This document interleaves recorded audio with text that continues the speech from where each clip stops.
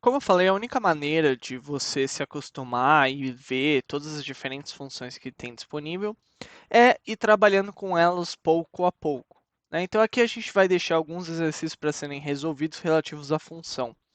O primeiro deles, você vai pegar um array qualquer, e aqui tem um exemplo de array A com 1, 3, 7, 1, 2, 6, 0, 1, e você deve dizer em quais índices ocorrem os máximos locais.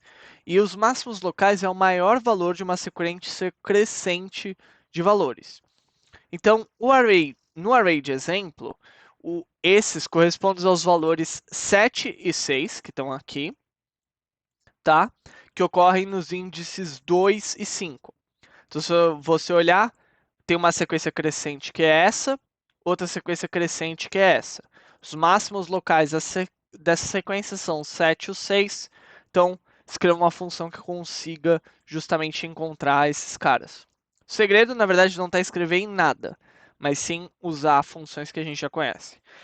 O segundo, você vai criar uma função que calcula a média móvel de um array dado um tamanho de janela. Então, por exemplo, pegar esse cara aqui, a média móvel de uma janela de tamanho 3 seria a média entre esses três caras, depois a média entre esses três caras, depois a média entre esses três caras e assim vai. Então, escreva uma função que calcule isso. E por fim, você vai ter um último exercício, que é um pouquinho mais difícil assim, porque a gente vai trabalhar com texto. E quando a gente está falando de algoritmos preditivos em texto, ou aprendizado de máquina trabalhando com texto, uma das transformações mais comuns que a gente tem é o que a gente chama de one-hot encoding, em que, essencialmente, se a gente tivesse uma coluna de valores aqui, que veio com o valor A, B, A, C, B, a gente converteria essa coluna em várias colunas de valores que são flags, dizendo 1 ou 0, se aquele valor corresponde ao valor A, B e C.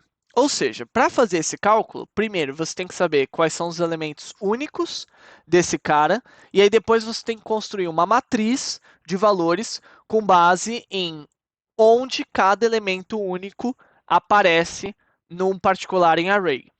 Então, utilize as funções que a gente conhece, np-unique, provavelmente, filtros, pode ser uma outra coisa que você queira usar, S-type, por exemplo, para converter tipo em outro tipo, para fazer esse cálculo de converter um array numa matriz de one-hot encode.